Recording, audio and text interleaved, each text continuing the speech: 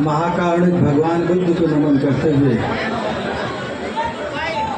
बाबा साहब डॉक्टर अम्बेडकर को नमन करते हुए मंच पर विराजमान सभी आदि लोगों, महाउपासकों, महाउपासिकाओं, लगभग 10 वर्ष से भाई राकेश प्रधान जी हर बार फ़ोन करते थे, लेकिन मैं आपके बीच नहीं आ पाता था।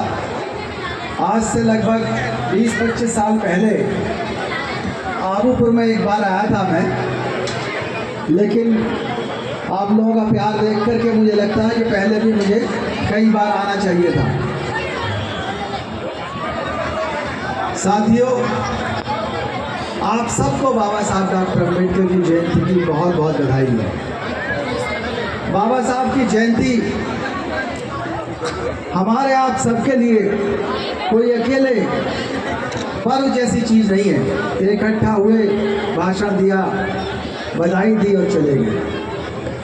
बाबा साहब की जयंती हम इसलिए मनाते हैं कि हम उस दिन एक अहद लेते हैं कि हम, हमारे नेता, हमारे अधिकारी, हमारे कर्मचारी, हमारे सामाजिक कार्यकर्ता, वो जहाँ भी है शक्ति के गलियारे में हिस्सेदारी का एहसास दिलाएंगे, पे बैक टू फैमिली करेंगे, पे बैक टू सोसाइटी करेंगे, संविधान की रक्षा करेंगे, आरक्षण या हिस्सेदारी की रक्षा करेंगे। साथ ही साथ हम अपने विरोधियों को भी ये स्पष्ट कर देते हैं जब भी हम इकट्ठे होते हैं अम्बेडकर जयंती पर कि ये देश किसी अंधविश्वास से नहीं चलने वाला, ये देश किसी माफिया से नहीं चलने वाला। ये चलेगा तो भारतीय संविधान से चलेगा। ये देश किसी की दादागिरी से नहीं चलेगा। ये चलेगा तो पंचशील की ताकत से चलेगा और विज्ञान की ताकत से चलेगा। साथियों, बाबा साहब डॉक्टर अम्बेडकर का व्यक्तित्व पूरी दुनिया के अंदर एक ऐसा व्यक्तित्व है जिसकी प्रेरणा एक विद्यार्थी को, एक सामाजिक कार्यकर्ता को, एक नेता को, एक महिला को, एक युवा को, एक बुजुर्ग को, सबको मिलती है। सारे जितना भी इस देश के अंदर आंदोलन हुए, सुधारों के आंदोलन, उन सभी आंदोलनों की सफलता बाबा साहब के संविधान में सम्मिलित करके उन्होंने आप सबको दी। इस देश को अगर खूनी क्रांति से किसी व्यक्ति ने बचाया तो बाबा साहब डॉक्टर अम्बेडकर ने बचाया। इस देश के अंदर जो अन्याय होता है, आज भी 70,000 अपराध हर साल होते हैं, यानी कि 211 अपराध रोज। ये सरकार का डाटा है, ये हमारा डाटा नहीं है। और इससे सैकड़ों गुना ज़्यादा अत्याचार जो लिखे नहीं जाते। इतने अत्याचारों के बावजूद भी अगर इस देश का हर बहुजन विद्रोह पर उतारू नहीं है तो इसकी बात है, इसकी वजह है कि बाबा साहब डॉक्टर अम्बेडकर ने हमें बुद्ध का रास्ता दिखाया था, युद्ध का रास्ता नहीं दिखाया। आज भी हमारे नेताओं को, हमारे सामाजिक कार्यकर्ताओं को, हमारे व्यापारियों को गालियां खानी पड़ती है, वो चाहे संसद में खड़े हो, चाहे वो कार्यालय में खड़े हो। और ये गालियां खाने की वजह है इस देश का जातिवाद। जाति ने इस देश से क्या खत्म नहीं किया। जाति ने बुद्ध को खत्म करने का पूरा प्रयास किया, जाति ने जैन धर्म को खत्म करने का पूरा प्रयास किया, आत्मसमर्पण करा दिया। जाति ने सम्राट अशोक के मौर्य साम्राज्य को खत्म कर दिया। जाति ने जो विदेशी इस देश के अंदर आए, उनके अंदर जो अच्छी अच्छी चीजें थी, उनको भी इस जाति की संस्था ने घुटने टेकने पर मजबूर कर दिया। और जो लोग आए यहाँ पर, जब तक उन्होंने इनकी व्यवस्था में, वर्ण व्यवस्था में कोई डिस्टर्बेंस नहीं किया, तब तक ये चुप रहे। जब अंग्रेज आए, अंग्रेजों ने जब शुरू किया कि यहाँ लोगों को शिक्षा मिलनी चाहिए। यूरोप जैसी व्यवस्था यहाँ भी होनी चाहिए। लॉर्ड बैबिंगटन मैकाले ने कहा कि हम इस देश के अंदर एक ऐसी शिक्षा व्यवस्था इंट्रोड्यूस करने जा रहे हैं जिससे इस देश के लोग संसद की मांग करेंगे, एक दिन सुप्रीम कोर्ट की मांग करेंगे, एक दिन लोकल सेल्फ गवर्नमेंट की बात करेंगे। तो इन्होंने मैकाले को बेहिसाब गालियां दी। जो भी इनकी वर्ण व्यवस्था पर तंज कसता है या उसे खत्म करने का प्रयास करता है, चाहे बुद्ध हो, चारवाक हो, अशोक हो, सबके ये खिलाफ हो जाते हैं। ऐसे ही मैकाले के खिलाफ हुए, ज्योतिबा फुले के खिलाफ हुए, सावित्रीबाई फुले के ऊपर गंदगी फेंकना शुरू की और यहाँ तक कि अब उनकी हिम्मत इतनी हो गई कि ये भारतीय संविधान को खत्म करना चाहते हैं। यह स्पष्ट करना होगा बहुजन समाज के हर स्त्री, पुरुष और बच्चे को कि हम इस संविधान की रक्षा अपने खून की आखिरी बूंद तक करेंगे। हम अपने हिस्सेदारी की रक्षा, इस लोकतंत्र की रक्षा अपनी जान कुर्बान देकर करेंगे। अगर ये जुनून हमारे नेता में, हमारे सरकारी कर्मचारी में, अधिकारी में और हमारे युवाओं में नहीं है तो निश्चित रूप से हमारी नसों में खून नहीं है, हमारी नसों में पानी है। हमें अपने गले के भीतर झांकना होगा। इस संविधान ने उस वर्ण व्यवस्था को खत्म कर दिया। फंडामेंटल राइट ने आर्टिकल 17 में छुआछूत को खत्म कर दिया। उसी वजह से अगर आज हम हैं तो आज जिंदा हैं। लेकिन फिर भी कभी ये गालियां दे करके, कभी मॉब लिंचिंग करके, कभी धमकी दे करके, कभी सरकारी अमलों से, सरकारी संस्थाओं के द्वारा हमारे उन लोगों को जो वर्ण व्यवस्था की खिलाफत करते हैं, अंधविश्वास की खिलाफत करते हैं, चाहे वो पत्रकार हो, चाहे कोई भी हो, उन सबको धमकाने का काम किया जाता है। बुद्ध के रास्ते पर बाबा साहब ने न चलाया होता तो निश्चित रूप से इस देश की स्थिति कुछ और होती। लेकिन हम नहीं चाहते। हम भी चाहते हैं कि हम जो बदलाव हो इस देश के अंदर बुद्ध के रास्ते से आए, ज्योतिबा फुले के दिखाए हुए मार्ग से आए, सावित्रीबाई फुले के दिखाए हुए मार्ग से आए, संविधान के रास्ते से आए। अभी एक किताब लिखी गई है, to kill a democracy, Debasish Roy Chowdhury की, जॉन कीन्स की। उसके अंदर वो चीज़ें दी हुई हैं कि इस देश के अंदर अगर लोकतंत्र को बचाना है तो लोगों को साथ लेकर के चलना होगा। वाई नेशंस फेल किताब लिखी गई अभी। उस किताब के अंदर देरों एस ने कहा है कि लोगों को अगर साथ लेकर नहीं चले, वही बात जो बाबा साहब डॉक्टर अम्बेडकर ने लिखी, वही अमर्त्य सेन भी कहते हैं, देरों एस भी कहते हैं कि लोगों को साथ लेकर के चलिए। अमर्त्य सेन तो बाबा साहब अम्बेडकर को अपना पिता मानते थे अर्थशास्त्र में। साफ साफ कहा कि अगर बाजार के विकास के साथ समाज का विकास नहीं हुआ तो निश्चित रूप से वो विकास नहीं है। इन्होंने हमारे जो हिस्सेदारी की मैकेनिज्म है उसको डिस्टर्ब करने का पूरा प्रयास किया। एक मैकेनिज्म लेकर के आए EWS का, जिसका जिक्र भारतीय संविधान में है ही नहीं। आर्थिक समस्या नहीं है इस देश के अंदर। यहाँ के गरीब लोग बहुत अच्छे हैं, बहुत मेहनती हैं, बहुत काबिल हैं, बहुत त्याग की भावना है, बहुत संस्कारी हैं, बहुत चरित्रवान हैं। लेकिन दिक्कत यह है कि जाति ने उनको बेकार कर दिया। उन्हें अंधविश्वास सिखा करके उन लोगों को इस लायक नहीं छोड़ा कि वो अमीर बनते, सरप्लस कमा पाते, कुछ पैसा जोड़ पाते। वो पैसा जो जुड़ा हुआ होता है वो सारा कोई ना कोई परंपरा, कोई ना कोई बहाने, कोई पर्व या त्यौहार बना करके हमारे गरीबों से वो पैसा सब छीन लिया जाता है। अब उन्होंने ये नया हथियार जो EWS का लिया, उसके अंदर किसी भी शेड्यूल कास्ट बैकवर्ड की जगह नहीं है। उसमें उन्होंने अपने लिए व्यवस्था कर ली है। सुप्रीम कोर्ट, हाई कोर्ट ने भी ऑब्जेक्शन किया है। लेकिन जब वो आरक्षण के खिलाफ होते हैं तो निश्चित रूप से इस हद तक तैयारी करते हैं कि रातों रात EWS को लागू कर दें। इसी तरह वो चाहते हैं कि उनके साथ उनकी सत्ता बनी रहे और भाईचारा बना रहे, तो सबका साथ रहे और सबका विकास करें। हम कहते हैं सबका साथ क्यों, सबका हिस्सा क्यों नहीं?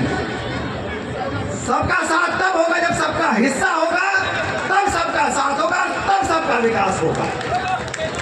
जिस देश के अंदर सबका साथ करने के लिए सबका हिस्सा नहीं दिया जाता, उस देश के अंदर क्रांतियां हुई और क्रांतियों को कोई रोक नहीं पाता।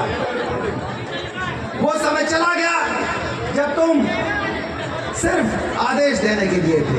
अब हम हर आदेश को, हर कानून को पढ़ते हैं। बाबा साहब ने कहा असेंबली के अंदर, कॉन्स्टिट्यूएंट असेंबली के अंदर, कि हम थक चुके हैं गुलामी से, हम शोषित होने से, हमारे ऊपर we are tired to be ruled. हम शासित होते होते थक चुके हैं, हम अब शासन करना चाहते हैं। संविधान सभा की जो आखिरी स्पीच थी, उस स्पीच में उन्होंने आगाह किया था कि इस देश को खतरा है, लोकतंत्र को खतरा है। इस देश के अंदर अगर असमानता को खत्म नहीं किया गया तो लोकतंत्र सफल नहीं हो पाएगा। असमानता कितनी है? गांव के और शहर के लोगों में असमानता, SC ST OBC वहाँ आपस में भी हमारी असमानता है। हर आदमी को ये सिखाया गया है कि एक जाति, एक व्यवसाय और एक आइकॉन को पकड़ लो और किसी भी तरह से अलग अलग रहो, कहीं ऐसा ना हो कि इकट्ठा होकर के हिस्सेदारी मांग लोगों तो बहुत ज़्यादा भीड़ हो जाएगी। वो नहीं चाहते, हिस्सेदारी को समझना ही नहीं चाहते। आप कहते हैं जाति की जनगणना कराई है, जाति की जनगणना से बहुत ज़्यादा चिढ़ है। तेलंगाना कराई जाति की जनगणना और लिख करके भेज दिया कि 40% कम से कम, क्योंकि उनकी जो OBC की जनसंख्या है वो 54.66% और 40% OBC को रिजर्वेशन दिया जाना चाहिए, और लिख करके भेज दिया सेंट्रल गवर्नमेंट को अपने यहाँ पारित करके। निश्चित रूप से हिस्सेदारी के सवाल को दबाया नहीं जा सकता। इस सवाल को उठाना पड़ेगा हर घर में, हर गली, हर मोहल्ले में, जमीन में, आसमान में, पाताल में। हिस्सेदारी, हिस्सेदारी। बिना आरक्षण के कोई भी पद भरा नहीं जाना चाहिए। ये आवाज हर कोने से आनी चाहिए। हर कोने से अगर आवाज आएगी तब जाके सफल होगी आपके हिस्सेदारी का आंदोलन और संविधान का दिखाया हुआ प्रकाश। वरना ये जो नायक पूजा की बात चल रही है, ये नायक पूजा दो तरह से हमको नुकसान करती है। बाबा साहब ने आगाह किया कि नायक पूजा मत करना, नायिका पूजा भी मत करना। जिन लोगों ने नायक पूजा की है या नायिका पूजा की है, वो दोनों न सिर्फ लोकतंत्र के लिए खतरा है और पूरे बहुजन समाज के लिए खतरा पैदा करते हैं। हमें संविधान के साथ चलना है। जो हमारी हिस्सेदारी के लिए लड़ाई लड़ेगा वही हमारा नेतृत्व करेगा, चाहे नेता हो, चाहे अधिकारी हो, चाहे कर्मचारी हो। नेतृत्व क्षमता अकेले MLA MP तक नहीं होती। मैं हर अधिकारी और कर्मचारी से भी कहता हूँ कि तुम भी नेता हो। जिस कुर्सी पर बैठो उस कुर्सी पर बैठ करके जो आने जाने वाले पीड़ित हैं उनको एहसास दिला देना कि इस शक्ति के गलियारे में तुम्हारा हिस्सेदारी है। मैं अगर बैठा हूँ कप्तान बन के, IG DIG बन के, तो तुम्हारी वजह से बैठा हूँ और तुम मेरे दफ्तर में आओगे, रास्ते में रोकोगे, घर पर आओगे, आधी रात को आओगे, तुम्हारा स्वागत होगा, तुम्हारी बात सुनी जाएगी। जब सम्राट अशोक 3000 साल पहले इस देश के हर पीड़ित की बात सुन सकता था, तो आज हमारा सिपाही, हमारा दरोगा, हमारा लेखपाल DMS की बात क्यों नहीं सुन सकता? सुप्रीम कोर्ट के अंदर लाखों मुकदमे पेंडिंग पड़े रहते हैं, लेकिन चिंता किस बात की रहती है? चिंता इस बात की रहती है कि कहीं हिस्सेदारी मांगने के लिए कोई माइनॉरिटी के लोग ना आ जाएं, SC ST के लोग ना आ जाएं, OBC के लोग ना आ जाएं। रातों रात कभी स्टे हो जाता है। और जब निर्णय देते हैं, कोई निर्णय दे रहा है कि मोर के आंसू से मोर के बच्चे पैदा होते हैं, कोई कह रहा है वास्तुशास्त्र को विषय बनाओ, यूनिवर्सिटी के अंदर पढ़ाओ, कोई कह रहा है ज्योतिष शास्त्र को यूनिवर्सिटी के अंदर पढ़ाओ। क्यों कहते हैं? वो इसलिए कहते हैं कहीं ऐसा ना हो कि साइंस मैथमेटिक्स पढ़ के पूरी दुनिया की हर यूनिवर्सिटी साइंस पढ़ा रही है, टेक्नोलॉजी पढ़ा रही है, इंजीनियरिंग पढ़ा रही है, मैथमेटिक्स, इकोनॉमिक्स पढ़ा रही है, लॉ पढ़ा रही है। और आप क्या पढ़ाना चाहते हैं? आप पढ़ाना चाहते हैं कि हवन और यज्ञ कैसे होते हैं, क्या करेंगे वो? इस देश को अगर गुलाम बनाया तो अंधविश्वास ने गुलाम बनाया। इस देश को अगर अशिक्षित बनाया तो अंधविश्वास ने अशिक्षित बनाया। हमें जो भी हमारा पढ़ा लिखा आदमी है, मैं समाधानों की बात करता हूँ, मैं अकेले चर्चा पर नहीं छोड़ता। समाधान ये है कि हमारा हर पढ़ा लिखा आदमी, हर अधिकारी कर्मचारी कम से कम अपने गांव जाए और अपने गांव जाकर के कैडर कैंप लगाए। न सिर्फ कैरियर काउंसलिंग करे लेकिन बताए उन लोगों को। अभी मंत्री जी बता रहे थे, बहुत अच्छी बात, एक सर्वे करे अपने गांव के अंदर कि जिन लोगों ने, जिन परिवारों ने, जिन समूहों के लोगों ने, जातियों के लोगों ने पंचशील का रास्ता अपनाया, उन्हीं परिवारों की, उन्हीं कौमों की तरक्की हुई। दूसरे जिन्होंने अंधविश्वास छोड़ दिया और पैसा बचा लिया, अंधविश्वास छोड़ करके पैसा बचाओ, बच्चों को अंग्रेजी पढ़ाओ, कानून पढ़ाओ, हर घर में वकील पैदा करो, हर घर में अधिकारी पैदा करो, हर घर में पे बैक टू सोसाइटी करने वाले ऐसे जुनून वाले युवा पैदा करो जिन पर पूरे समाज को नाज हो। हमने आधी नौकरी, कभी समझौता नहीं किया, किसी के पैर जाकर के नहीं पकड़े, कहीं जाकर के ना तिलक लगवाया, चाहे कहीं भी पोस्टिंग हो, चाहे कहीं भी ट्रांसफर कर दो। हम मेरठ में रहे, लोगों ने बहुत ने कहा जय भीम करना छोड़ दो, बाबा साहब का फोटो लगाना पीछे छोड़ दो, एसएसपी मेरठ बना देंगे। हमने कह दिया सुप्रीम कोर्ट का न्यायाधीश बना दो, राष्ट्रपति बना दो, जय भीम नहीं छूटेगी, जय भीम नहीं छूटेगी। हम जो भी कुछ है जय भीम की वजह से, और जय भीम किसी की खिलाफत नहीं है, जय भीम किसी के खिलाफ गाली नहीं है। जय भीम इस देश की एकता को इकट्ठा करने का नारा है, जय भीम बहुजन समाज की एकता का नारा है, जय भीम संविधान पर चलने का नारा है, जय भीम शांति का नारा है। जय भीम से दिक्कत क्यों होती है? दिक्कत जय भीम से नहीं है, दिक्कत इनको हिस्सेदारी देने से, दिक्कत उनको उन आइकॉन से नहीं थी जिन आइकॉन्स ने ये रास्ता दिखाया कि तुम भी उन्हीं के हिस्से में होंगे। जिन्होंने समझौता कर लिया उन अधिकारियों से दिक्कत नहीं, जिन्होंने समझौता कर लिया उन नेताओं से दिक्कत नहीं। वो तो चाहते ही हैं, वो चाहते हैं कि पैर पकड़ने वाली एक ऐसी फौज तैयार हो जिसको जो कह दिया जाए वो हाँ में हाँ मिलाए और हमारे पीछे खड़े होने में ये महसूस करे, देखिए साहब, बड़े साहब ने हमें पैर छूने नहीं दिए, कितने अच्छे आदमी। पैर मत छुओ, पैर मत छुओ, आसमान छुओ। मैं चाहता हूं कि हमारा युवा चमचागिरी ना सीखे, पैर छूना ना सीखे, आसमान छूना सीखो। कल्पना चावला हो चाहे सुनीता विलियम्स हो, पूरी दुनिया जानती है। क्यों जानती है? कि उन्होंने आसमान छुआ। जहां जान चली जाए, पैर छूने वालों का इतिहास नहीं लिखा जाता। बहुत ज्यादा आराम करने वालों का, बहुत ज्यादा खाना खाने वालों का इतिहास नहीं लिखा जाता। इतिहास लिखा जाता है जिन्होंने संघर्ष किया। जीत और हार तो समय के ऊपर है, जीत हो ना हो, लेकिन लोकतंत्र बचना चाहिए, संविधान बचना चाहिए, देश बचना चाहिए। आज आपके हाथ में कुछ नहीं है। आप महसूस करते हैं कि आखिर हम करें तो करें क्या। जब आपके ऊपर अत्याचार होते हैं तो जानते हैं आपका विपक्षी क्यों अत्याचार करता है। इसलिए अत्याचार करता है, उसको ये जानकारी है कि जो नेता हैं वो आपके वफादार नहीं है, आपकी बात नहीं करेंगे। जो अधिकारी हैं वो आपकी बात नहीं सुनेंगे, पुलिस आपकी नहीं है, मीडिया आपका नहीं, जज आपका नहीं, वकील आपका नहीं। आपके पास क्या चीज़ है? आपके पास ताकत बची है वोट की। हम किसी पार्टी का प्रचार नहीं कर रहे, हम किसी नेता की बुराई नहीं कर रहे, ना किसी नेता की तारीफ कर रहे हैं, लेकिन आपके पास जो ताकत है और जो आपका नेता बनना चाहता है, उनको ये स्पष्ट होना चाहिए कि ये हमारा वोट उसी को जाएगा जो हमें हिस्सेदारी देगा, जो संविधान को बचाएगा। प्रत्याशी को भी देखिए, वो किसी भी पार्टी का हो, सबसे अच्छा नहीं मिलेगा, सबसे कम खराब मिलेगा, लेकिन होना वही चाहिए इस संविधान का समर्थक हो। संविधान के दुश्मन को ना टिकट दो ना वोट दो, हिस्सेदारी देख लो, मैनिफेस्टो देख लो। पूरी दुनिया के अंदर वोट डालने से पहले वोटर मैनिफेस्टो देखता है। अगर एक पार्टी मैनिफेस्टो बनाती है तो दूसरी पार्टी उससे अच्छा बनाती है। और ये हिस्सेदारी और ये मैनिफेस्टो जो अगला बनता है वो किसके फेवर में बनता है? वो आम नागरिक के फेवर में जाता है।